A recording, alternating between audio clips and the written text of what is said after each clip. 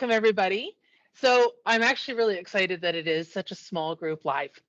I definitely am better in a smaller group than I am in a bigger group. When there's going to be interaction, it can be hard to manage, 50 people's conversation throughout when you've got 50 people. So I'm really glad that this is a small group. So thank you so much for joining us. I think you all know that I'm Danielle Wilson, and I think you may know that this is Chanel Robe. Does everybody know Chanel already? Yeah. Okay. Awesome. Awesome. So everybody knows who we are. So that's good. Here's who we think you are. We think that you are a giver who wants to serve your clients with integrity. We think that you are focused on building a brand and a reputation that's known for delivering excellence. We think that you are focused on doing a great job that gets your clients results and that you value your time and your freedom, right? As well as business growth. But at the moment, you're experiencing some challenges that are actually kind of creating longer work hours because that's the go-to, right? That seems to be the go-to for most of us, is to just work the longer hours, work harder, force my way through it. And in the process, what unfortunately happens is we don't have time to stop and figure out, why did that happen? Why did that go wrong? And how do I fix it? And so it just becomes this jumbled mess that then leads to all kinds of negative consequences, negative impacts and implications. So today we're going to talk to you about some ways to make that stop. Um, Today, you're going to be able to expect to learn what's the one job you have as a business owner, so that you can work smarter rather than harder and still get your clients those epic results, those ones that just blow their mind and make them go, wow. We're going to teach you about the one proactive shift that you can make to become that reputable expert who still maintains the boundaries and gets your clients the results that they paid for. And then we've got 5 practical steps that are going to reduce the client non-compliance problems. And we've set it up so that it's an interactive exercise. So I hope you like interactive. I like interactive. So I hope that you like that approach. So as we go along today, I think you're going to have 1 or 2 quizzes pop up on your screen. And if you could just, click a button or put a couple of words in there as we go along, it helps us to kind of build in a way that responds to what you are experiencing rather than going with some generalized, oh, people in your industry generally feel like. Okay, we want to speak to your exact problems, if that's all right. A little bit. Okay. So we are here to meet our objectives for today. See, I'm putting on the school teacher hat. Well, not even the school. I don't even know what hat that is, but yeah, the extra Chanel hat, right? And one of the first objectives that we have is around what is that one job that you as a business owner should be doing that would actually help you to work smarter, not harder, when it comes to delivering your services to your clients. Now, we wanted to throw that question back at you to hear what were your thoughts around what that one job is, right? And so Danielle is about to pull up a quiz, launch a poll that will allow you to drop in some of your answers around what you think that one job is as a business owner. What is that? What's your one job as a business owner that will actually help you to work harder, not smart, work smarter, not harder when it comes to serving your clients?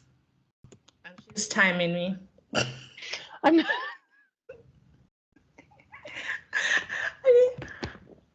Well, I did solemnly swear that I will probably behave. only probably.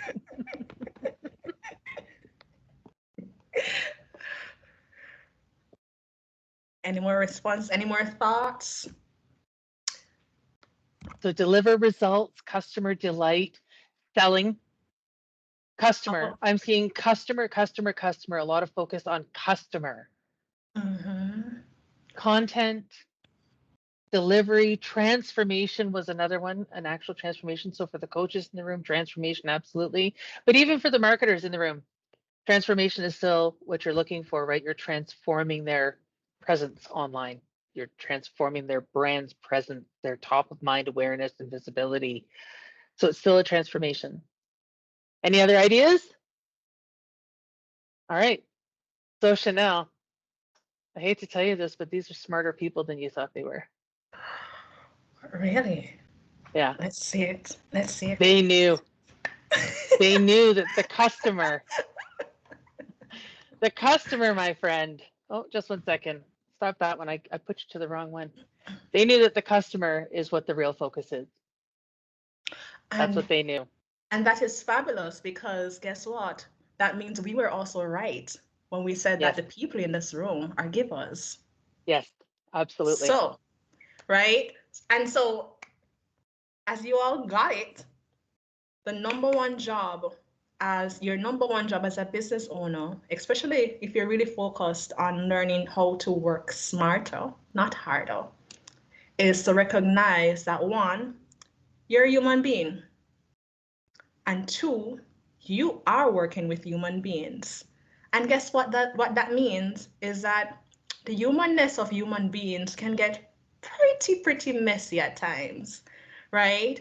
And so the same way how when you are working with another person, another service provider, and you have all of these feelings and you have all of these concerns and you have all of these thoughts and behaviors that you have to monitor for yourself, and you're hoping that that service provider is also doing the same on their end as it relates to you as their client, is you have that responsibility as a business owner to be doing the same thing for yourself as a human being, but also be considering your clients from that perspective as well, right? And so that's the number one job. Now, the big question you may be wondering to yourself, like, well, Chanel, Danielle, I like that. Chanel, Danielle, it rhymes, It right? rhymes. That's That's why all. we're the dynamic duo. Here's why I was saying that's all good and dandy, right? To say, oh, we should be thinking about the human beings in the process. Yeah, that sounds lovely.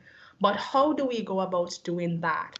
And that actually shifts us into the next big objective that we have today around how that one proactive shift that you can actually make so that you are the reputable expert who actually shows up, get your clients results, give them what they pay for in a way that allows you to maintain your boundaries, the boundaries of the container of the services that you're delivering, right? And so we have a little exercise, another little exercise for you to launch off the conversation around that.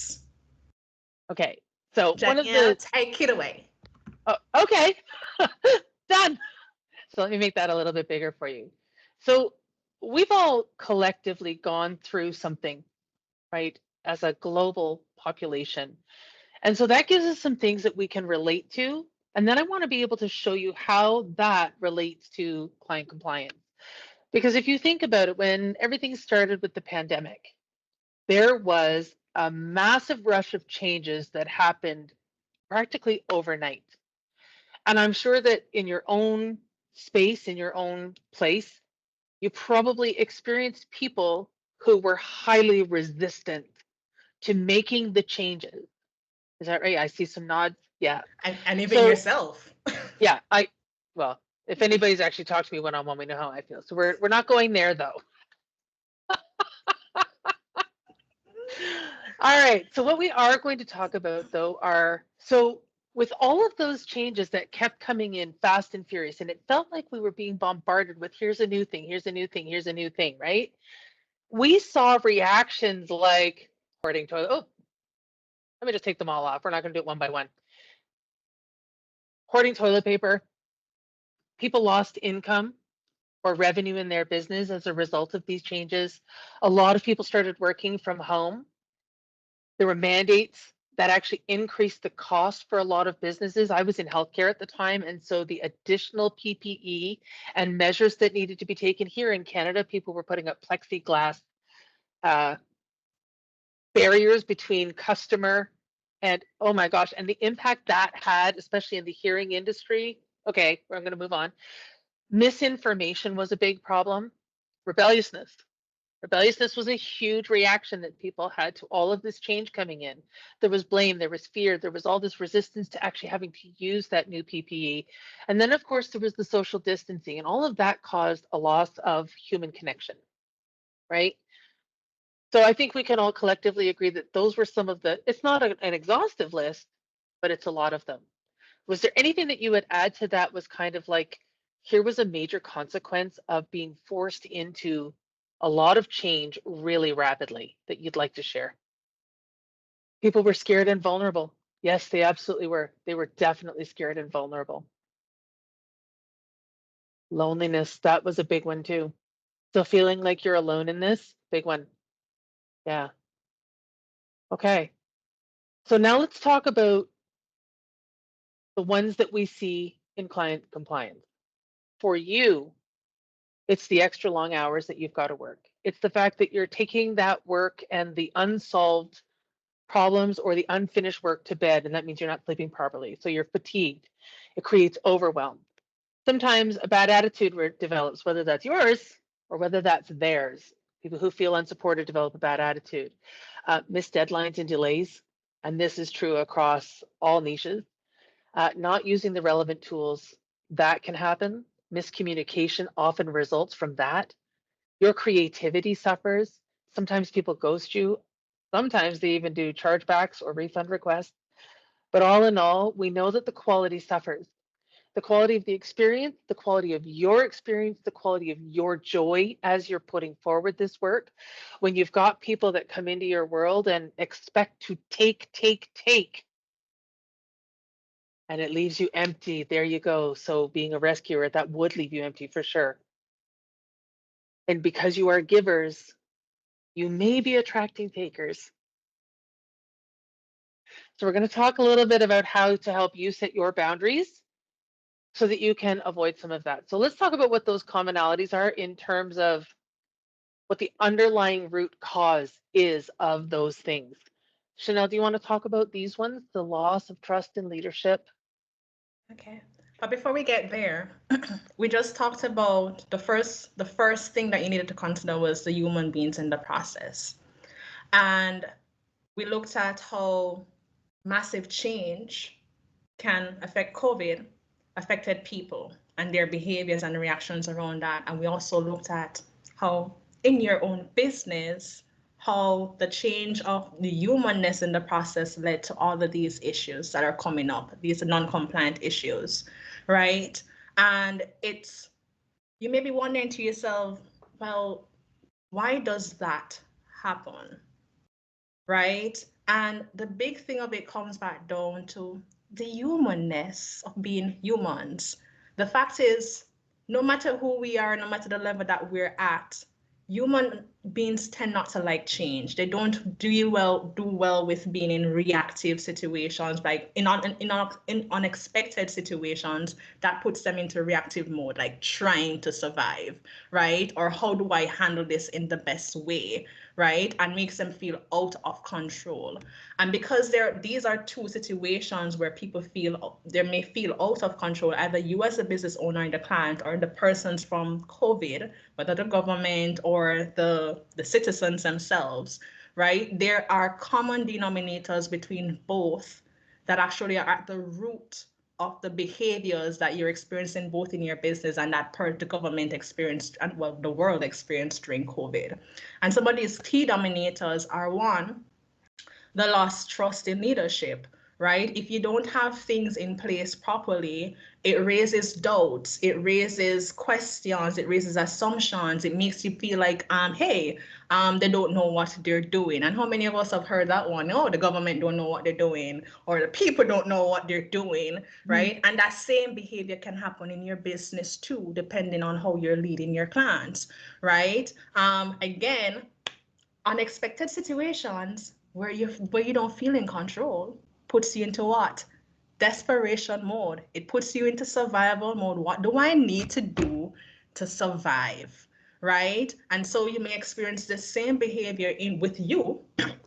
And for you as a business owner, sometimes that what do I need to do to survive becomes let me work longer hours. Let me go Amanda said it, rescue my clients and all of that. And that factors into the sleeping poorly and all of that stuff, right? Then, of course, there's a fear of not fitting in that will make you shy away from showing up and owning your voice, the fear of not maintaining good relationships that will actually make you be like, I want to say something to that client, but I'm not going to say anything to them because I don't know how they'll react around that and all of that stuff. And so then around the acceptance, fitting with the acceptance, right? And even from the client's perspective, again, because we're human beings, the flip side will also be the same. They may not raise their hands with questions because they're afraid to be the one who doesn't know, right?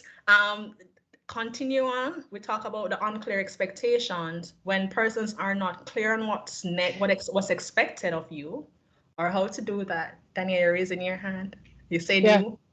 Yeah, I've got a perfect story, and we just went through this ourselves not that long ago about the unclear expectations. Chanel is hiring somebody to help overhaul her website, and they told her it would take her 20 minutes to complete the onboarding form. How long did it take, Chanel? 40 hours and counting. 20 minutes versus 40 hours. What do you think happens to that person when they're told it's 20 minutes? And then the reality is, so there's things that are going on is, am I stupid? Am I not getting it? Do they know Right? what they're doing? And that's happening back and forth across the membrane, right? Both directions. And so that's the miscommunication. That's the miscommunication Exactly. piece. And Jamelia said it there. She Feeling said that safe. you do not feel safe, right? Mm. Because you have all of this misalignment in expectation, both sometimes on the business owner side, sometimes on the client side, leave both parties feeling unsafe. And so you no longer have a safe space where you're able to communicate your concerns, which widens the gap, and people might end up disappearing. You may end up having to chase people because again, there's that misalignment in how you're showing up and the misalignment in what you expect from each other, right? Then of course, just to cover the last three ones, there may also be a case where it's a skills gap. It's something that persons don't know how to do and even how to go about getting that skill around that particular area. There be some missing information in terms of they thought that you would tell them something or share something, but then you didn't. Again, using my situation, I thought my website developer would be telling me, would be the expert around a particular area, but come to find out, they're the ones asking me to provide the information about that. And I'm like, but I'm not an expert in this, right? And so that might be a case even with your clients, why there are those non-compliant issues. And then the big one, we know we always go for, client mindset, right? But as you can see, that's the last one at the bottom of the list.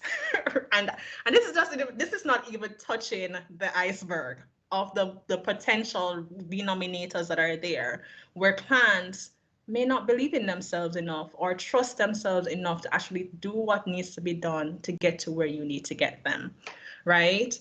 And I know, of course, we just talked about COVID. We just talked about what you may be seeing in your business and the root factors behind that, right? And I know Danielle was a general manager at a hearing company during COVID, and she had real life on the ground in the workplace, in the business experience with all of these factors that we're talking about, right? And so Danielle, I want you to share just a little bit, like really, really briefly, what were some Okay. of those key things that you experienced and how that left you feeling? I said brief.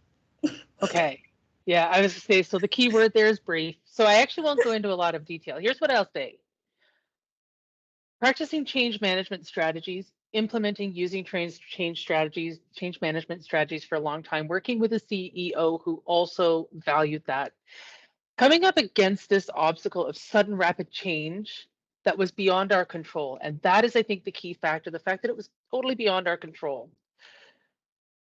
And recognizing that the humans in our organization were at varying levels of maturity, varying levels of knowledge, varying levels of motivation, varying levels of health.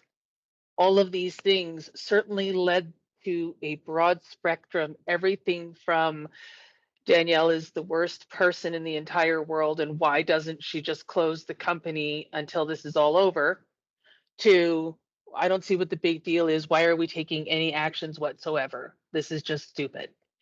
And having to manage all of those people's expectations in there and to provide them with guidance, leadership, and feedback, it was challenging. So, one of the things I tried to do, the key thing I tried to do, was to be proactive and transparent in my communication around setting expectations. That was the big thing.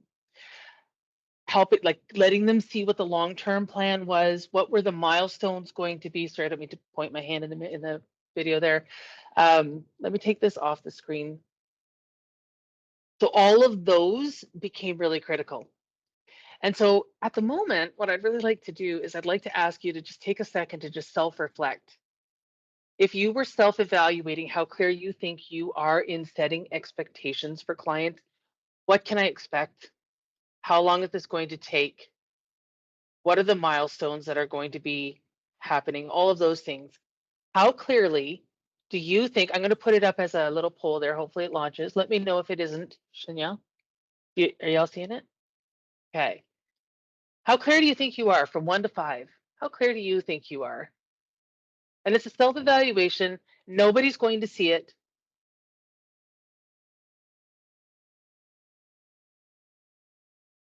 Okay. And as you think about that, if you're not at a 5, you're really just diagnosing, I've got room to improve. And I think that everybody here is going to actually say, I got room to improve. So, but here's the great thing, having a starting point allows you down the road to evaluate, have I made progress? So if you're thinking I'm a 3 now and you want to be a 5, it gives you you know what the gap is. And once you know what the gap is, you can mind the gap, right? There you go. So that's what it is. So what we really want to talk about now, though, is the 5 practical steps. Am I right, Chanel? Is that where we're going next? Well, before we go there, just to wrap off to ensure that we're landing, just to wrap up to ensure that we're actually landing that point around that proactive shift that you need to make. We have already established that they're human beings, 2 human beings in the process, your client and you as the business owner, right? And the proactive shift that you can now make in terms of managing those reactiveness and the humanness of that process is to actually have a proactive client delivery foundation process that actually does 2 things. It actually prepares you and your clients for working with each other, because you're 2 human beings and you're 2 human beings that are new to each other, and there's going to be some friction there, right? And then the second thing that your client delivery process needs to be considering is you need to have a process that guides your clients through the transition that you're going to be taking them to get the results that you offer. A lot of times we don't see that the process that we take our clients to get an outcome is a change in itself, right? You're taking them from, we talk about it, the point A to point B. That's a transition. That's a series of things that they need to be doing to actually get a new outcome, to be in a different state, to get a particular outcome. And so you have to ensure that your client delivery process is factoring in those 2 things. That's the way you avoid headache, right? And now that shifts us quite nicely into objective number 3, because you're like, you could be like, oh, Chanel, Danielle, y'all talk a good game, but that may still be too high a level for me. And you did promise us that we would be getting some tactical, hands-on things that I can actually go away and go implement in my business so that I am reducing the non-compliant. Hey, that word is a tongue twister, you know, non-compliant clients, right? And so that you're able to create a business that is not totally reliant on you. So you can finally take that vacation and just have that beat time and just go relax somewhere nice without worrying about not getting good client results, worrying about your client not having great client relationships or losing revenue. And so we're going to be talking about those 5 practical shifts you can make today. Like you get off this call, you can go off and go do them. How are we doing so far? We got it. Oh, Daniel, let me know when you're sharing your screen. Oh. Am I sharing it now? Maybe, maybe not. Oh, and here we are finally. I've been praying God teach me patience, guys. So whenever I have these slow moments, I'm like, well, Lord, I'm not gonna cuss. Teach me patience, right? So here we are, we're up and running, right? Now the 5 practical steps is actually around a framework that I use I've been using this framework for more than 10 years, right? And it's a change management framework that is called ADKAR. Each of the letters stand for a particular thing, of course, that's why there are 5. And we're going to go through each of those today with the aim of looking at what they are and then looking at some of the factors or some of the practical tactics that you can that is on the each that you can actually apply into your client delivery framework and process as you get off this call, right? Now, A stands for awareness. Now, a disclaimer here. A lot of times I see where business owners will actually be doing a couple of these at different areas, but they start doing them at when they start their service, when they start delivering their service, but they don't reinforce or maintain these things throughout as they're delivering their services. And that sounds thingy, right? The point is not just to have something there to say that you have something and that, oh, you should be clients or you should be doing it because it's there. It's also about the reinforcement part. Like you have to walk the talk. You can't just set the talk, but never do the walking of the talking. Well, no, I'm going down a rabbit hole I should not have gone down. But I was just going to pull you back. right? So you have to set the foundation, but you also have to implement and execute the foundation, right? And that's a lot of times I see where business owners fall down. Now, what is awareness? You have to raise awareness and maintain that awareness around who you are as a business owner and what it takes to get results when you're working together with your clients. I know a lot of times when business owners hear awareness, especially when you're in marketing and you're in sales, the only awareness I tend to hear around that is, oh, is the client aware of their pain point and are they willing to do something about it? That's not what we're talking about here, because there's something that is even more critical when it comes to working together with your client in a way that's not going to make them non-compliant, not going to give you headaches, not going to give them headaches, and not going to stress you out and take up a lot of your time. And that is, one, both parties have to know exactly what it takes to work together and get results. What are those steps? Daniel mentioned it before. What are the milestones, right? And you're only working, do you know what a good fit client is? You're working with a client who has 3 things. They have the pain point, they're willing to do something about it, they're bought in from that aspect, but also they understand what it takes to work together and they're all in to do it, right? To use back the example from earlier, if I knew that 20 minutes was actually going to be 40 minutes, it would have been a hell no for me, because guess what? This girl don't have the time, right? I would have rather hired somebody else at a larger pay scale to just get this thing done so that I wouldn't have to do it, right? So that's factor number 1 under awareness. The second factor that you need to be considering is your reputation and your history with your client. And what do I mean by that? A lot of times, business owners will put a lot of effort into marketing around, oh my God, I get the great client results, I have this degree, I've done all of these great things. And then when the clients start working with you, it's a totally different experience. They're experiencing bootstrap processes. You're promising them to get things to them, but you never do, right? And so they're left scrambling. And because now there's a mismatch, we talked about mismatch expectations before, misalignment between you two. There's a mismatch between what you're showing publicly versus what they're experiencing privately. And what that means is that they lose trust in you. They lose trust in your ability to lead them. They lose trust. They don't feel like you're leading them. They're all over the place and feel scattered. And that reduces sometimes their belief in your ability to get the results that you're promising them to get, right? And so you see them start to disappear. I've heard stories of persons who just, yeah, hold on, let me finish that thought, Danielle. I've heard stories about persons who literally just do chargebacks, or basically form a group outside of themselves. And I know, Daniel, you have a story around that, and I think I know which story you're going for. Go. Oh, I actually wasn't going to tell a story. I was going to ask a question. Go ahead. So then, are you really saying then, Chanel, that this awareness stage, this is really around the managing and setting expectations? Is that really what this is? And then my next question, which is a follow-up to that, is this exclusively in the pre-sale and the qualifying of people? No. Okay.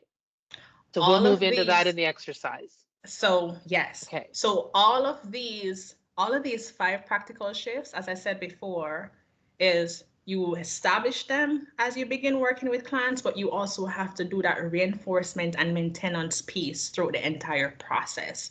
Because you can have a good reputation today, and then who knows, or you're having a good history with the clients where they're getting results and everything, and you guys are kumbaya and all happy, but then a conflicting situation happens where either you don't deal with it well or your client doesn't deal with it well, and there's some feelings there, and that reduces that impacts the history, right? And so how is it that you go about mending that relationship so that you're able to continue forward? Or is it a case that do you even want to mend that relationship to continue going forward? That's the managing piece of it, right? And that all factors into how clients will show up, how you will show up too, because it's not just about clients. It's also, we said there's 2 humans in the process. It's how you both are showing up, right? And then going back to history, you also have to eliminate any misinformation or any potential for propaganda around client experience with you, right? I know, Daniel, I think you told me a story about a group, Daniel calls it fake news, right? About business owners who aren't showing up, their clients start talking, other clients that are in their program start hearing about that, and that makes the client's perception of the business owner shift. They lose the confidence in the business owner's ability to deliver what they have promised. Sometimes it's happening on the business owner side with the client. You're like, oh my God, you've heard about this nightmare client. We took them in on a thing like, oh my God, I can help them. And then you start talking to other persons and you hear, oh, that's what that person is like. And that shifts your energy around that particular person, right? It happens on both sides. So you have to manage that experience, manage the expectations so that no outside influence or anything is coming in that contaminate your container. Because when that container becomes contaminated, the relationship becomes contaminated, it becomes even harder to work with the individual, right? From both ends. Well, and I think the other thing, and I think we've all probably been exposed to this, if not part of it. There's a lot of client bashing from one group and a lot of coach bashing from another group, right? So without that accountability piece, I think accountability plays into this as well. And I think that may be one of the things that you're about to bring up. So when you think about how these external influences are beyond your control, I think that what we're really talking about is having preventive measures in place that allow us to deal with non-ideal scenarios. You start working with somebody, you've done 3/4 of the work, and then suddenly they go, oh yeah, I've changed my mind, give me my money back, right? These are real situations. I've heard these stories. So I know that the coaches want to say it's all and service providers, it's all the client's fault, but it's also ours. If we don't have the levers in place to protect us. So there's an element of protection in this as well. That's part of what the managing of the expectations is hopefully going to do, is to help you to create those levers of protection. It's risk management, right? It's risk mitigation, right? And you'll come up against different scenarios where you just can't avoid it. A refund request or a chargeback request after you've already done the work, come on. So that, I think, is one of the scenarios that I would really love to bring up later, Chanel, in the Q&A, is what are some ways to prevent that in the future? And I saw Jamila had another question there. Okay. And that's a good question. Yeah. Okay, I'm going to bring that one up again in just a minute. Jamila, thank you for asking that. And I'm going to go back to your presentation there, Chanel. Sorry, I didn't mean to interrupt, but I just wanted to just really drive that there's a prevention here that's possible rather than managing after the fact. This is about preventing, right? So apologies. All right, you were talking about fake news and propaganda, and then the last one. No, the key thing here is all of these sub factors are things that you need to be thinking about in the context of situations that you typically as the expert experience in your business, right? So it's things that you have these experiences in your business as a service provider, as a business owner with your clients, right? But when you think about it, these factors, if you're considering these factors upfront, like how do I communicate to my client what it takes to work together to get results? How do I ensure that I'm maintaining a good reputation? How do I ensure that I'm maintaining that a good history with clients, etc.? And you start to think about those factors, you start to incorporate things into your business that actually helps with that process, right? Versus leaving it until it happens and then you're trying to fix it, right? The final one is thinking about how does your client look at and solve problems. No, this is something that a lot of persons don't think about because they're like, oh, if my clients have a question, they should raise their hand. I don't know how many times I've heard that and I rolled my eyes because I'm thinking, what if that person is an avoidant who prefers one-on-ones to ask their questions? Do you have an avenue for that? What if that person is somebody who likes to go away? They don't naturally connect the dots together to even realize that there's a question there, because guess what? It's your area of expertise and they can know that something is off, but they don't know how to communicate that. What are you putting in place to ensure that you have options or mechanisms around that allows those type of clients with those different ways of problem solving to actually be able to show up and be themselves in a safe space without feeling like they're going to stand out or not fit in because they don't fit under the umbrella bucket that you have put in place, right? And so those are the four things. I can't ever count, right? Well, I always counting became an adult thing afterwards, but those are like the four things. Moving on. Right, moving on. Yeah. Right, but those are like the four key factors you need to be considering as you're creating that client delivery foundation, client delivery process, especially when it comes around how do you maintain awareness and how do you actually raise that awareness throughout in your business.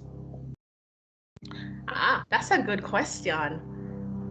That is a good question. And if you don't want clients who are afraid to ask questions, I would nice to say that Qualifying process. qualifying process.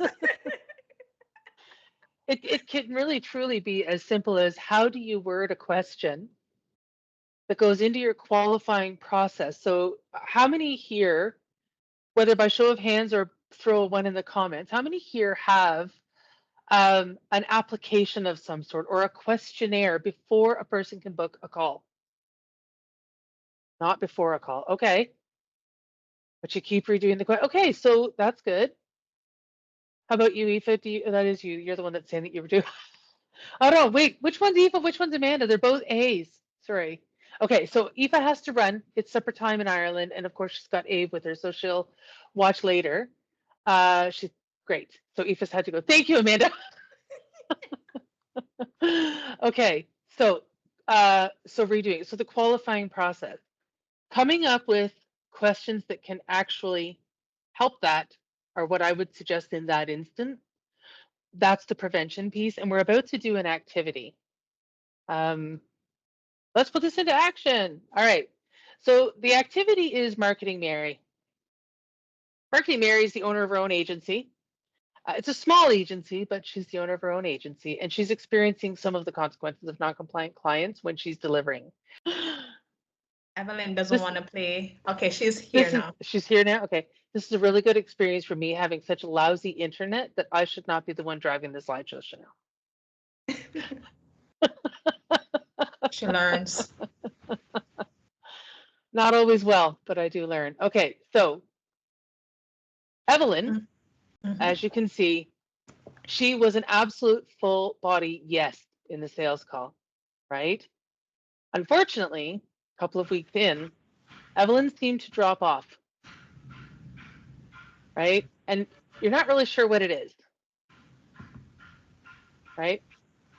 So Evelyn was your biggest fan. You notice that she's changing in how she shows up. That's if she even does it all. When she does, though, she's challenging your expertise. She's saying things like, well, the other expert said this. She's not consistently doing the work. She's not implementing. She's not sending feedback. She's not meeting deadlines. She's not actually posting, right? She's not actually using the things that you provided for her. Sometimes she's not even responding to messages.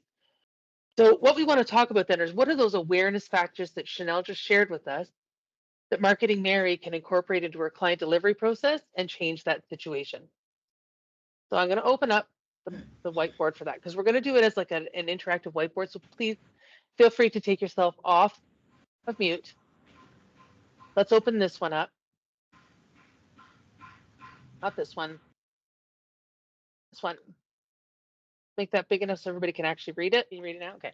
So Evelyn is your biggest fan. She's a full body yes. 2 weeks in, she starts to change. So she's got an attitude change as well as just not showing up and not actually using what you've provided.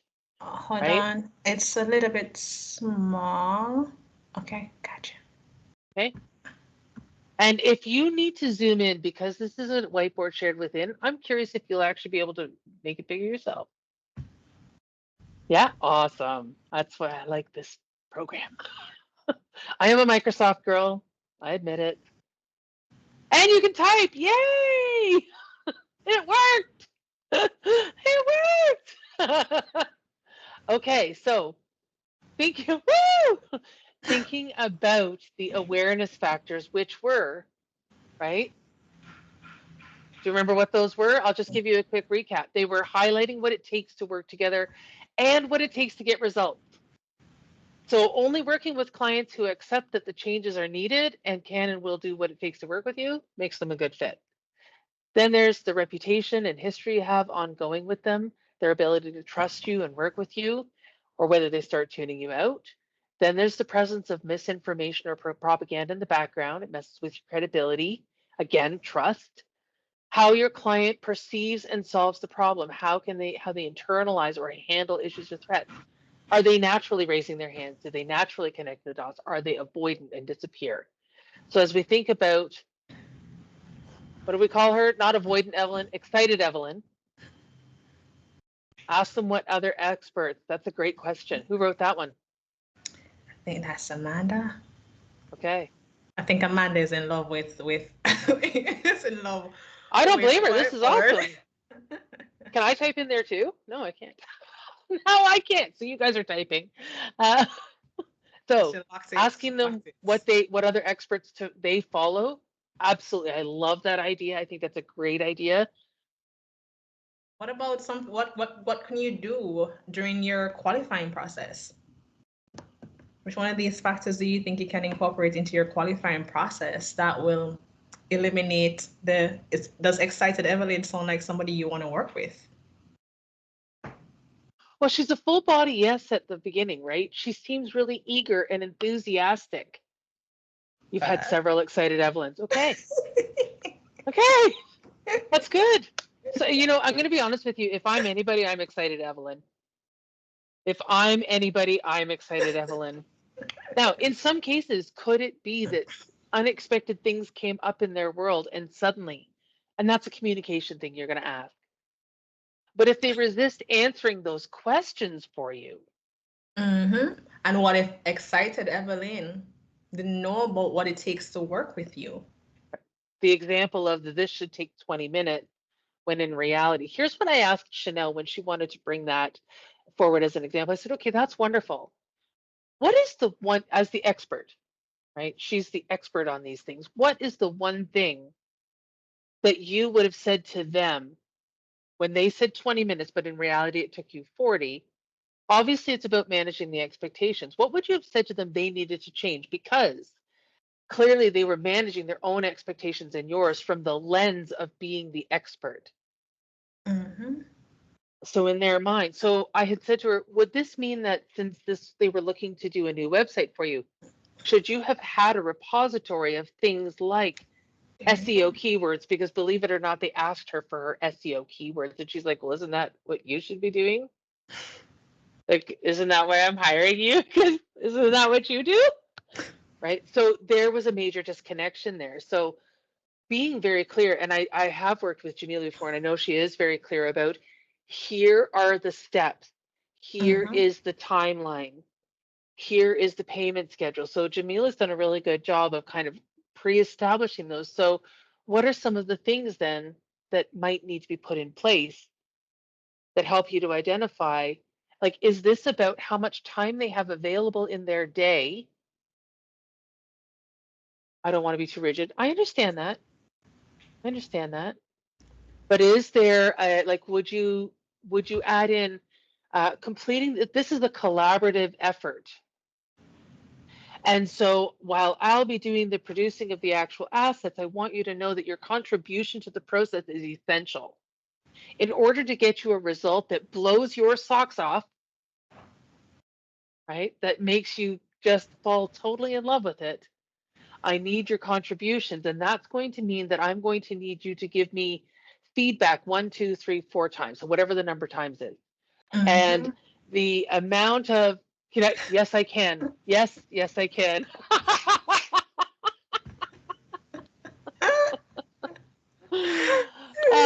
Right? Like there's ways to establish that pre-qualifying process and setting those up and uncovering. Like Jamila was another thing she did was that she had me doing at least 2 personality profiling kinds of exercise. So she would understand some of these things. Now, Jamila has a background in psychology. So for her being able to look at those answers and quickly go, I know what kind of person this is.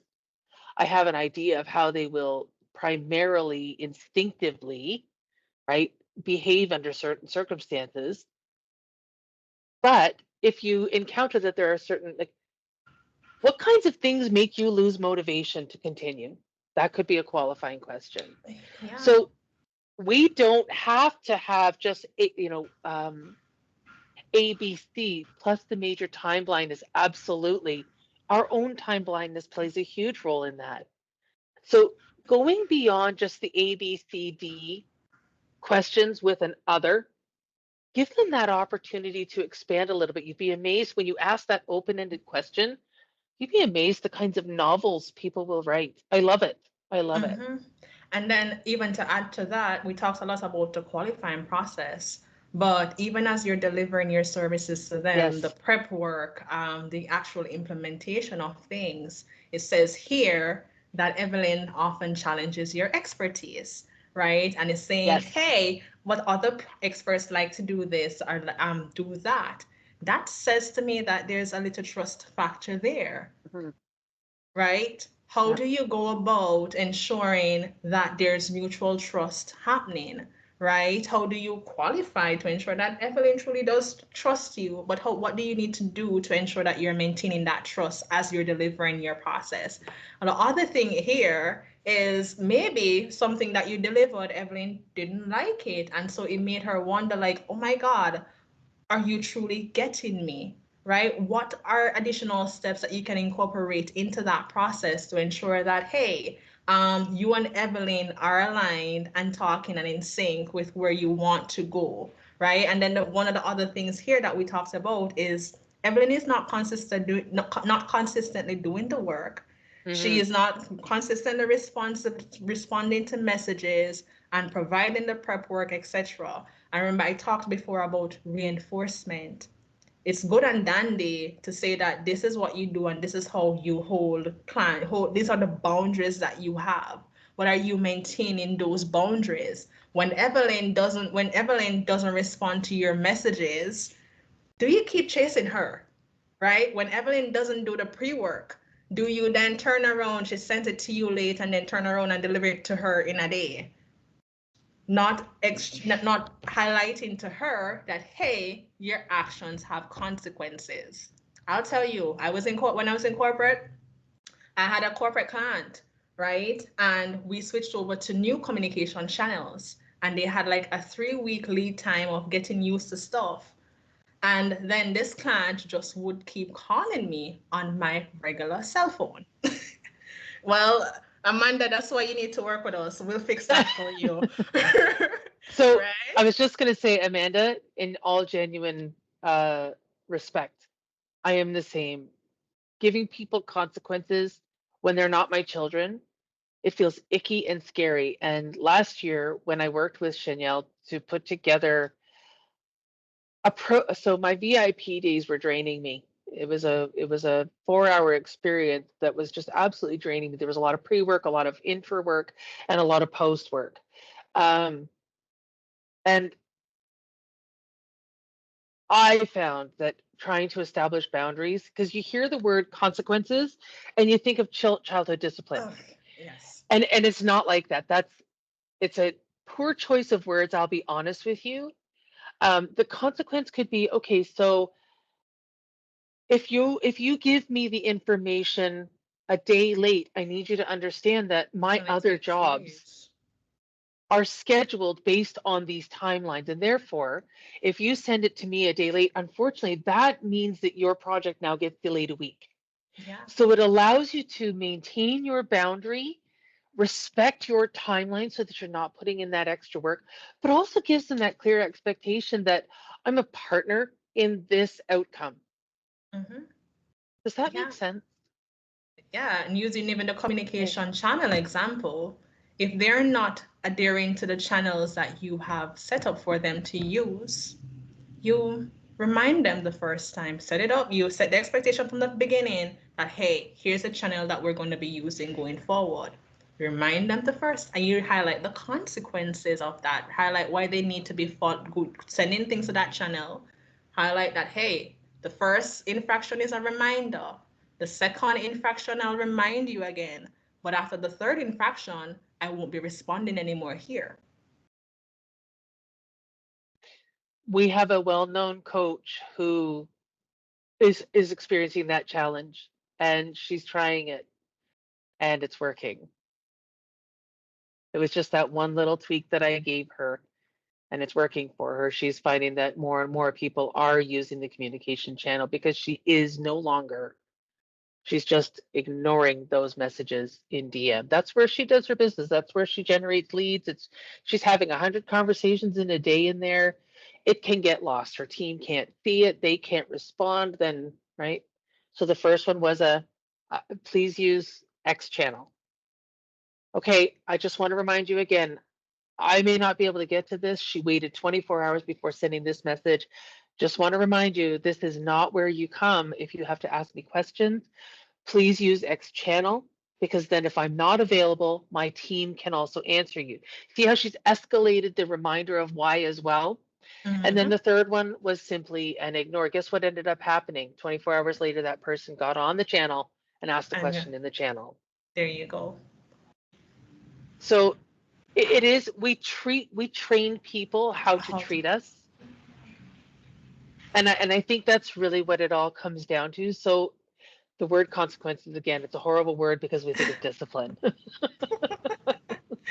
And I grew up in a very disciplined house. So for me, it's like, oh, right. I don't want to give adults consequences. yeah, but it's not, Yeah. I don't view it as giving adults consequences because I'm a giver too. I love people. I'm a recovering people pleaser. I am a two-time burnout survivor. So, and that's because I love people so much, right? I would literally put myself last. But I recognize that, hey, I have to honor myself. I have to honor my needs. And how do I do that? Is to serve you in a way that honor your needs without dishonoring mine, right? And so for me, that's where consequences or boundaries come from, and being able to maintain those. Right. So let's move on to the second tactic. Okay. So when it comes to awareness, do you guys feel like we've given you some ideas of how you can modify? Okay, great. Same for you, Amanda. Even a thumbs up is good. That's helpful. I think there's reaction. Yes, but okay. Amanda, you are a silly goose. I love you. Yeah. Okay. All right. So So I'm going to show practical you is desire. Desire.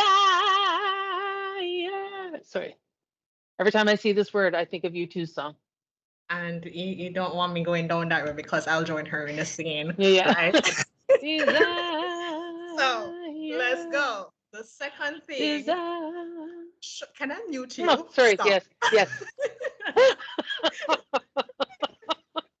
So sorry. Oof. I love her, but when we come And together, still. Okay. Desire, go.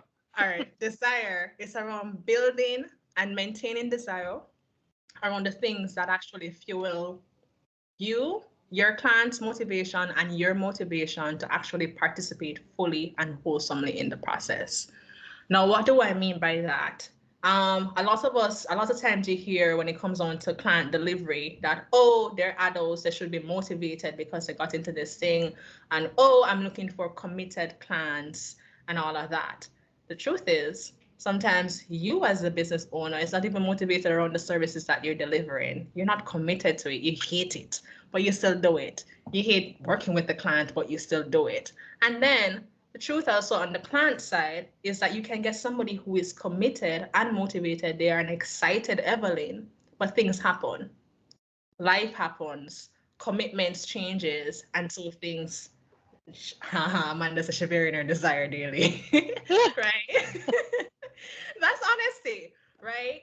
I know the question now is, what are some of the things that you need to be considering from as it relates to your client delivery process that will actually help you to actually not just set desire, not establish it, but also be able to maintain it throughout the process, right? You have to be clear on the what's in it for you, for both the client and yourself. Are you in this for the money? Are you in this for the impact? Right. Are you in this just for to be a reputable expert and to have the name, the fame, and all of that stuff? Why is your client even working with you? What is it that they hope to get from you, from working together? Is it even a strong enough why for you to even bother going down that road with that client, right? Because that matters. At the end of the day, when the shoe hit the road, I think that's how the saying goes. And when things get rough, that's the other way When of the saying going it. gets rough, the tough When the get going. going gets rough and the tough gets going, will they stick Tough. to the process to actually get the results that they want? Will you stick to the process to actually get the outcome that you're promising? Daniel, go before I move to point 2. That's okay. So for qualifying, key question to ask here that I ask: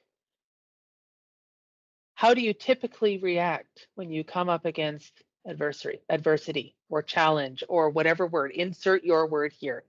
Which word makes more sense for you? So I actually have a question in my think about a time when things didn't go quite the way you expected. How did you react? What was your next move? Mm-hmm. And by doing that, they're going to say to you, well, I wallowed in self-pity and blamed the other person. Well, let me tell you about the, if they start like, gossiping and right, if that's their thing, they suddenly want to tell you all about how that other person did them wrong. The blame game, run. Woo, run fast, run far, run wide. And Amanda said she run off and eat chocolate, and I'm like, look Hey, at this, the avoidant over chips. there. It's chips for me, girl. I will stay off of social media for days. So I do get, and I am a serious action taker. Jamila, I know you're a serious action taker. Amanda, I believe I know you are a serious action taker. But when you come up against that moment of when it feels personal, you need that recovery time. Yes, I procrastinate. That's my thing. Yeah. I'll go off and do 50 million other things until somebody either drag me by the hair back to it, or I literally self-accountability chips in and I'm like, Shana, what the hell are you doing? Go put on your big girl drawers and go do the thing, right? So it's also about knowing what's in it for them How strong well do enough. they know themselves? Mm-hmm. How do And they know that's a great way, themselves? right? So how well do they know themselves so that they can self-identify? You misplaced. I misplaced my big girl pants all the time. Oh, Amanda. So what I'm thinking about that is when the person does put that in there. Now, if I were to put in the answer based on how we're all saying, well, I kind of like need some time to stay, well, I need to take a step back. I need a chance to process my emotions. Mm-hmm. And then I come back at it solution focused. That's okay. And when a person does kind of retreat for a little bit, you go, okay, I'm going to give them a day. And then you come back the day later and say, hey, how are we doing? Let's go. And it's not a come in with, hey, have you got that done yet? It's, hey, I noticed that you were kind of unavailable yesterday. How are you feeling today? And when they say, I'm feeling great, wonderful. Would today be a good day to get back on track? Mm-hmm. So it is also, I hate to call it wordsmithing. And I'm certainly no NLP person. So this is not NLP. This is just how I talk. Um, but I think that when you kind of approach it from empathetic, I always say empathic, sorry, when you approach it from that empathetic perspective of, listen, I totally resonate with your way of dealing with things. How would I want people to behave in that situation? Let me have my space. If you come at me while I'm retreating, I'm going to feel further pushed away. See, the human beings in the process. The human being. So I thought just one tip there, and adding a question to the qualifying process, particularly around, do they persevere in spite of adversity? And those are some of the things, like when we are doing work with our clients, these are things that we're helping them design. Mm-hmm. And Chanel thinking. does her part, and then at the end, you come and work with me, and we really tighten it all up. We craft the specific questions. So you Mm-hmm. may get an idea here, but then you craft the specific questions that are going on your application page, for Mm-hmm. example, and in your onboarding process. And Okay. anyway, moving on, because we're running out of time. No, I'm just kidding. Now, going back to desire, so it's understanding the what's in it for them and being able to work with them around that, and for you too, right? There's also understanding your personal situation as well as the client's personal situation in a way that, and how you can navigate that in a way that doesn't hinder progress. Now, what do I mean by that? A lot of people focus on, hey, is the client able to pay the bill? But there are things around the client's age, the client aspirations, their background, their past successes and failures, and yours too, and even age that can actually influence their ability to show up and actually get the work done, right? And so those are some of the factors that you also need to be considering, not just from the client's side, but yours. What are the things that you value? What are the things that motivate you? What is your current situation? Like, what is your history? What are some of your past successes or failures around this thing? Will that hold you back, right? Because all of these things are connected to desire. And if you don't have a strong enough desire to actually help your clients implement and get the outcome that you're promising, and your clients don't have a strong enough desire to actually do the work and get the thing done, then you're going to run into problems. And then I think the next thing as well, Chanel, was around the environment that they're currently in. Is that right? Where it's around, what is their schedule like, and what are the other things that pull at their time, and how many distractions do they have, and maybe even the whole ADHD autism element, because for example, ADHD people behave and respond and act in a totally different way than people with autism do.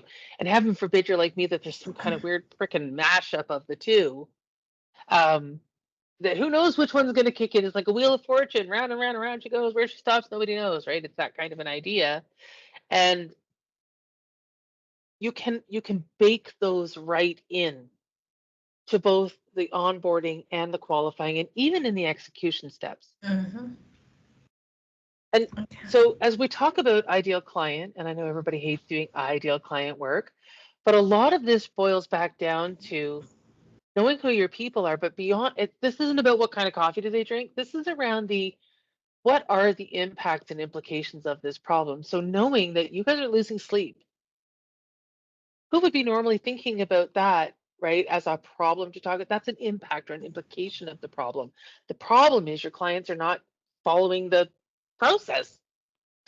Like you need them to help you keep on your timelines. Consequence of that is that you're working longer hours. Your brain is in overdrive while you're trying to be in solution mode.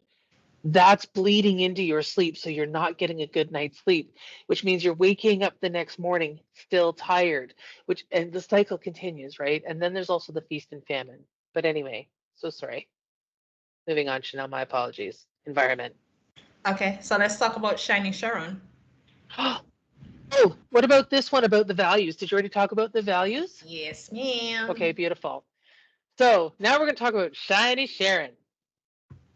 Shiny Sharon, her poor head's on a swivel. Every time something new comes along,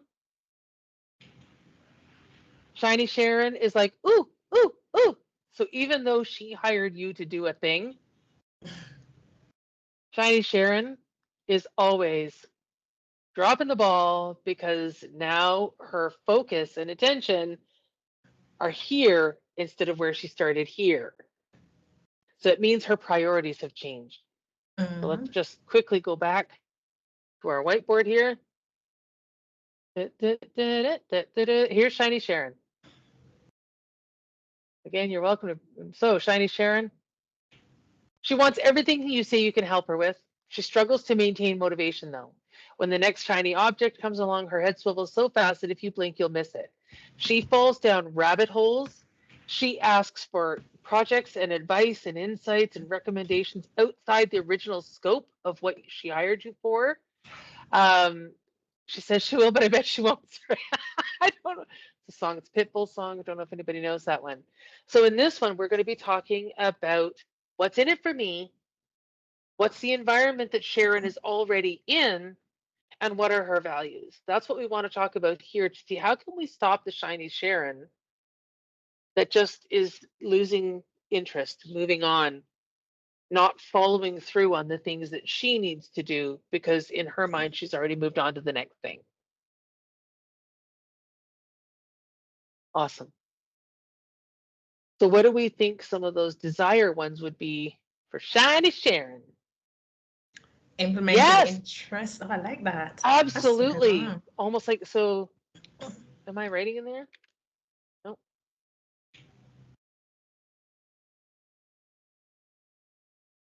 What is it? So I can move it, but I can't type in it. That's really random. There you go. So slotting a lot of gifts. There you go. You work with a lot of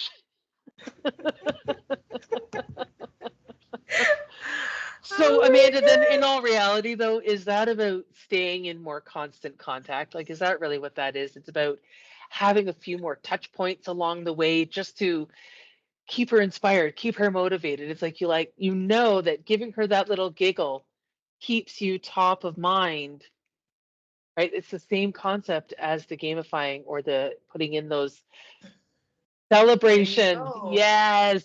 Because I was about to Sorry, say, I'm sure sending all of those gifts and all of those stuff takes time. How about you bake into your process something that rewards Sharon each time you take a step? Well, not take a step, because I wouldn't say every single step, but set up how your path to results in such a way that you have major milestone celebratory points, right? And we talk a little bit more about that in number 5, right? And so forth. But then when it comes around to building that desire as well, you have to understand that is Shiny Sharon really motivated? Give little bonuses as rewards. That could work. But I think there's a key point here that's very vital. Mm-hmm. Whenever you're building out your process, you have to know yourself what are the major milestones. Mm-hmm. So if I could just use Jamila's, my experience with Jamila, milestone number 1 was that we had established brand voice. I'm picking them out of the air. Jamila, I may not remember exactly. Step number 1, milestone number 1 was we have solidified what the brand voice is going to be, but maybe since there were quite a few, we'll call them mini assignments that I was asked to do, maybe once the results are received from the MBTI, a little celebratory thing goes out, or if you've got the time to personally do that in Messenger, it's a celebration. It's your standard emoji active and throws out fireworks and right. So just those little bits that give you those little dopamine hits that make them feel special and make them feel like they're making progress. Mm-hmm. Because I often think that what happens, especially in, are we talking about desire? Yes, in desire. I think that motivation wanes when we feel like, am I on track? It's just a whole bunch of work to be done. Where are we? Oh my gosh, like I'm just here and it looks like, whew. So I Mm-hmm. feel like those tiny little things. So the first thing though, it 1,000, a million. Oh my gosh, I think that's 1,000,000%. 100% doesn't take much. I agree. But knowing what those key milestones are, and they can be after each assignment. What's the, if you're doing ads, it's at this point, you get your first sale from an ad, there's a celebration. Or, you get your first, you post your first thing with your new logo on it, celebration. Yes, kind of thing. Like just Yeah, bring them into the process. And that's the thing, it goes back to knowing what motivates your clients. yeah. Your clients like rewards. Are they motivated when they're like, oh my God, we are on track. Let's get going. Oh my God. Are they some not just rewards? Sometimes they like, what's the word? They're driven people who like to see that you're making progress. Yeah. The dopamine That would comes be in me. different forms. Like I'll If fight if for we that had, for badge. example, because I'm also a visual person, if you had like a, here's your journey, we know our journey has 20 steps, right? And you send me something that I know that when I've completed it, I can color I in that can step. I would do it. I would absolutely do it because that motivates me and I know myself, but it also gives me this really wonderful, yes, the dopamine hits, gives me this wonderful, full, big picture view on, Where am I? okay, if I'm expecting, well, why am I not getting your results yet? Because it's week 2. That's why. Because it's week Mm-hmm. 2, not week 12. Right? So then it helps us to see that, oh right, the full thing is here and I'm only here. I can Mm-hmm. then see, oh well, there's still a few things to go. So a timeline of sorts, I guess, if you will, is what I'm talking about. And that can be digital. Yeah, why do you think Gold Star has motivated kindergarten kids so well? I think we all forget that we're adults. Chore charts, We right? are When you were a adults, little kid, did you have a guys. chore chart where your mom would put stickers or let you put stickers on this chore chart, right? A sticker chart. Yes. Yes, we're adults, but we're kids too. Yeah, I'm we just saying. are. Yeah, exactly. Now, I Chanel and I were talking about even doing little gifts. What would be a nice little gift that we, so you can do that, and that's a wonderful thank you, but you need profit in your business first, please. Please don't do that until you have profit. yeah, there are ways of doing this virtually Yeah, without having to buy something exactly. physically for Yes. your client. Yeah. Okay. I Okay. just, especially because I see a lot of people talking about the gifts. I just want to make sure we're all on that same page of have profit first. Mm-hmm. Uh-huh. And then we talked about the rewards piece of hey, celebrating Sharon's move. But Yeah. again, we talked about consequences too, right? Mm. Sharon just cannot go and have free reign when it comes around to scope creep and your yes, yes, yes, yes. There are implications to every action. There's implications to every decision, and that needs to be communicated in a way that feels good to you and makes sense to Sharon, right? I used to be a former project manager. So when you talk about scope creep, we know that scope creep normally means that it increases time, it increases money, or it reduces quality. And so being able to communicate that from that perspective normally will stop a lot of people in their tracks. Like, yeah, we want this in the world, but here's what's going to cost you in time and money. And that Yeah. stops it, right? And then Yeah. again, even when it comes to her falling down rabbit holes, if your meeting is supposed to be, let's say we are running over our meetings, we should be slapped. I have proactively asked both of the ladies here if they have the extra 30 minutes because I believe that's how much extra we'll take. Okay. And they've both said yes. Thank you Yes. both, by the way. Yes. And so it's about even keeping things on track where that's concerned, so that you're not coming on a 2-hour call and end up in 4 hours because Sharon keeps hopping over the place and you keep having to drag her back by the, well, not by the hair, but keep having to drag her back to refocus. Yeah. Well, Chanel and I are highly detailed persons, and we are both givers, right? And so I think that what's actually happening in this case is that we had planned it all. You should see our agenda with all the times and everything, but we also like to keep relationships as well. And we've got lots to share. And let me give you something that'll really make a difference for you today. And so that's just who we are. We love you too. Okay, so let's talk about our next character. You like these characters? Are they fun? Well, before you get to the next character, the next practical shift or tactic that you need to do is... Oh, right, that guy. Well, we're going to be talking about No Tech Tina in a bit. But to get to No Tech Tina, we're going to be talking about knowledge, right? And that is, how do you go about sharing knowledge around how you'll work together with how you and your clients will work together and how you'll get results, and confirming, most importantly, guys, always don't forget, it's not about just setting the thing up. It's also about maintenance. How do you confirm that your clients get it, right? And they're actually going to be using it. And so when it comes down to knowledge, therefore, I think all of these have 4 things. There are 4 little factors that you need to be considering around knowledge. Is how do you go about communicating what your clients need to have or need to know in order to work with you, right? Guys, no matter what, they can be amazing people, but if you know for a fact that they need 5 things to succeed working with you, and those are things that you have nothing to do with, they have to bring them to the table, it's a no, they're a bad fit client. Do not get them in and then try to make up for it in some way, shape, or form. It's going to be bad for you and it's going to be bad for them. So that's the first thing, being able to communicate that in your qualifying process, in your marketing, etc., in those areas.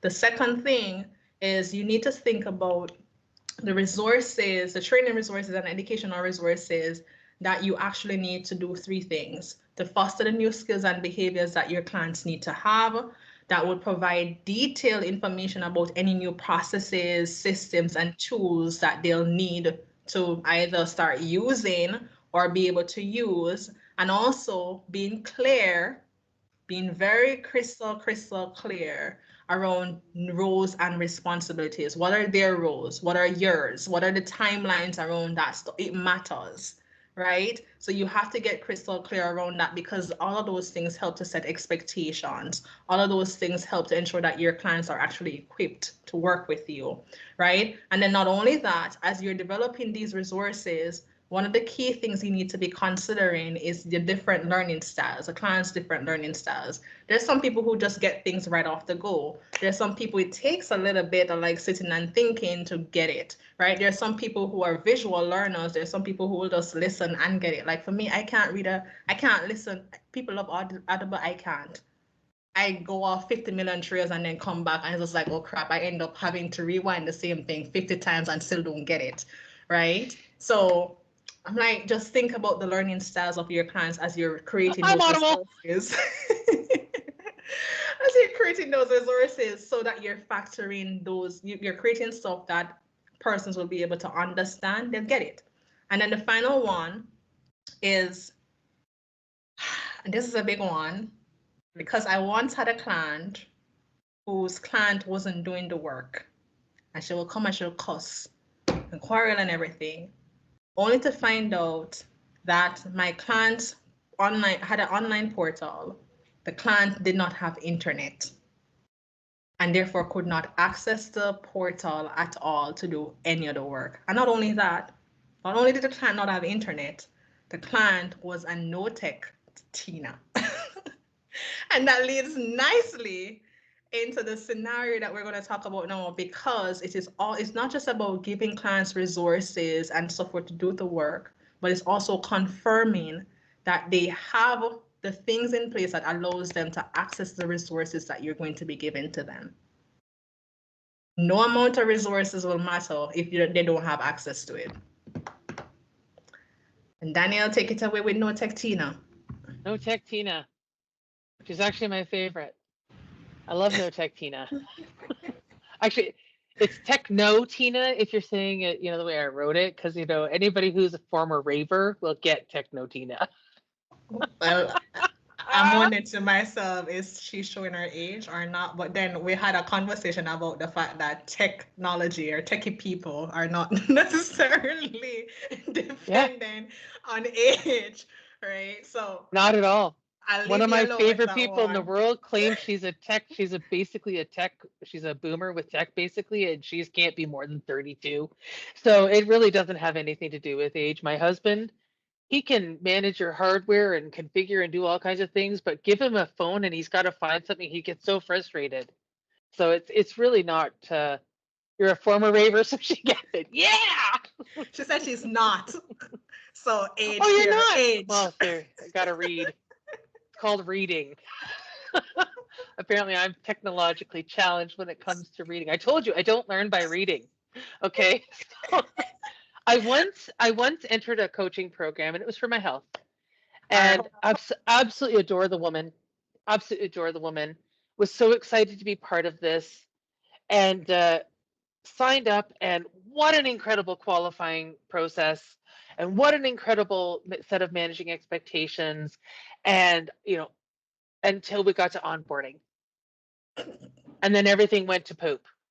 And the reason it all went to poop was because I am not a person. Listen, I did 3 degrees, literally through distance education, having to read most of my stuff, but I had YouTube to go to. I had, experts in the industry that I could go to. So I still got my auditory needs met from that.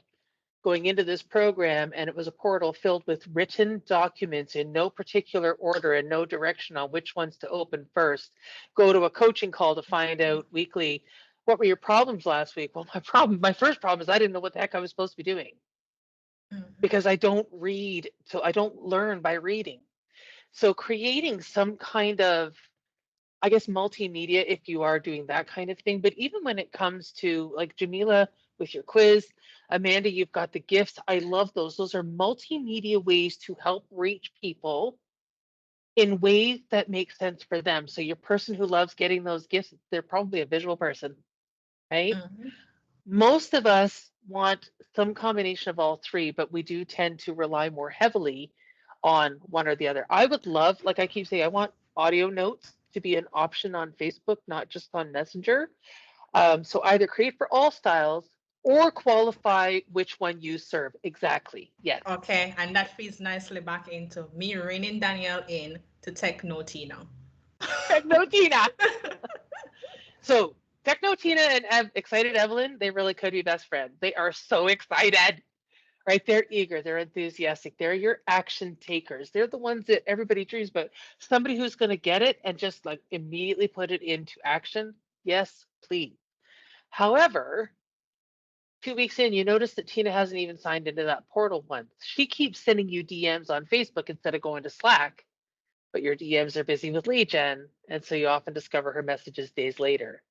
Now we're going to look at that knowledge part, right? The knowledge part, just to recap, knowledge is what skill level do they need to have? What prior knowledge, what prior skill do they need to have?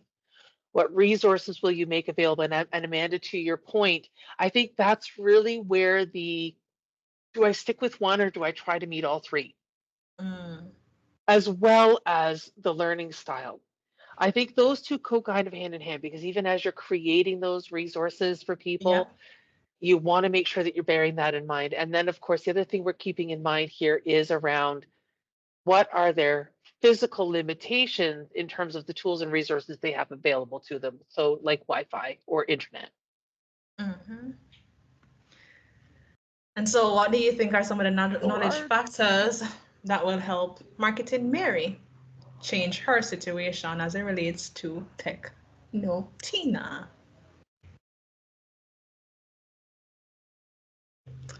I think Amanda gave a great start in terms of either factoring in for all of those Yeah. styles Who's or typing that? Is qualifying that you, out. Chanel? Look at that. My Yeah. hands aren't even in it. My hand is I'm here on my magic. head. Like, oh, I can do brain stuff like Professor Xavier now. Keep typing, Amanda. Keep typing. It The works. consequence piece. Yes. Yes. Exactly. So creating for all, and you can do that in the qualifying. Um, in some apps, so I run a SaaS that's go high level powered. And so in ours, we have the option to put visual questions. So maybe one of the questions is, do you know how you prefer to learn? If not, would you rather? And then the words are a graph or a picture to explain something, show a graph or a picture beside it. Would you rather hear an audio voice note or a podcast? Would you rather watch a video? People know what they would rather do, and that speaks as much to how do I learn as well as what are my time constraints. Can I multitask while I'm doing this? Like I love anything auditory because I can continue to do things. I can do the work around the house. I can do the chores. I can go shopping. I can do all of those things. I'm not trying to ride public transit. So for me, it's a great option.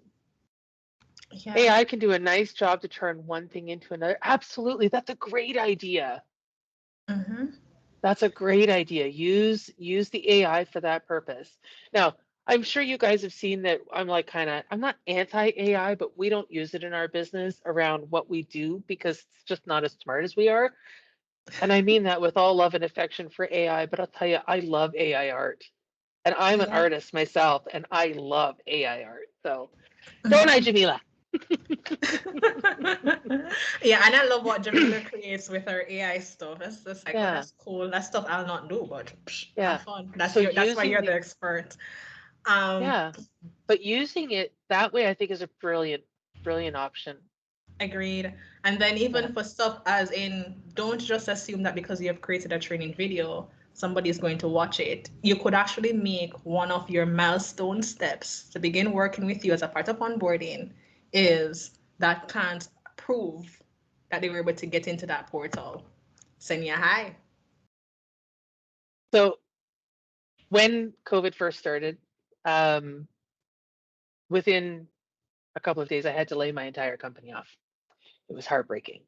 And while we were all laid off, I decided that I was going to create them a brand new, from scratch training portal. And one of the things that I did was I incorporated show me you understood, show me you did the work by putting little quizzes at the end. Now, in that case, my people were rather young, rather new grad, really resented being tested, as they called it. So, an alternative could be now that you've taken a look at this, what do you think was your key takeaway? So it can be a single sentence, a single question, and the homework is tell me what your key takeaway was.